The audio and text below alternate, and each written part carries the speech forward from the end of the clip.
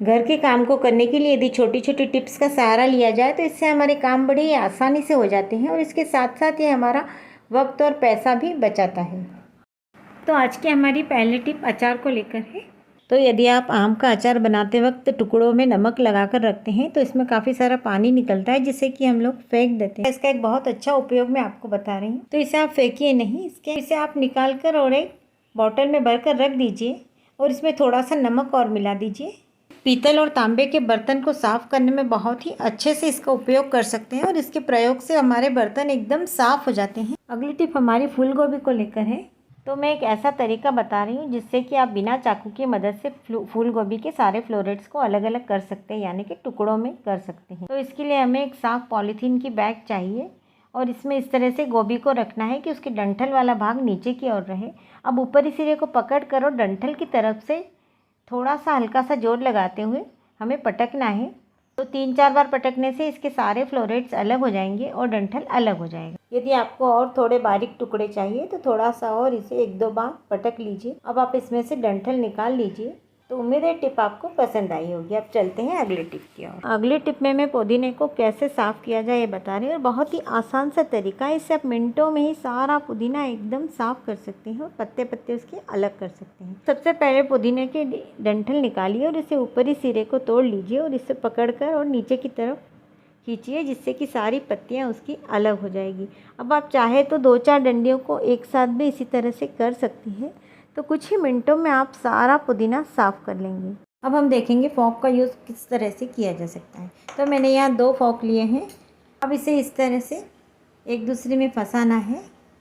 अब यदि आपके यहाँ पे विस्कर नहीं है या कई बार बच्चे अकेले रहते हैं तो उनके पास विस्कर नहीं रहता है तो आप इसका उपयोग विस्कर की तरह कर सकते हैं। अब कई बार हमारी फर्श पर नेल पॉलिश गिर जाता है जिससे कि साफ़ करने पर भी उसमें थोड़े बहुत दाग धब्बे रह जाते हैं।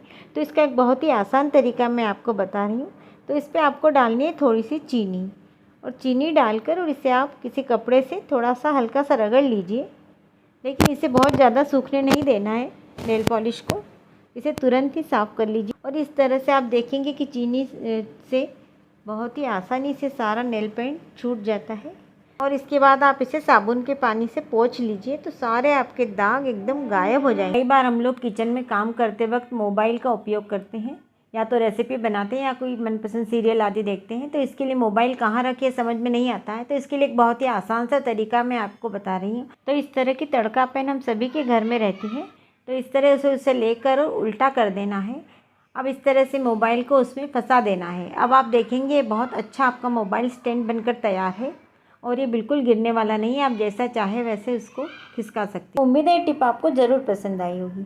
अब अगली टिप, लोहे की कढ़ाई इस तरह से काली हो जाती है जिसमें खाना बनाने का मन नहीं करता।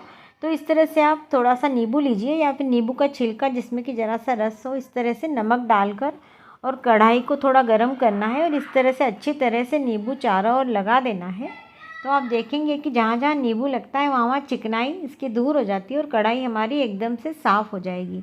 तो ये तरीका आप ज़रूर आजमा कर देखिए। कई बार हम गैस पर दूध रखते हैं और वो इस तरह से उफन कर बाहर आ जाता है। तो इसे फेंकने की बजाय आप एक कटोरी में इसे निकाल लीजिए।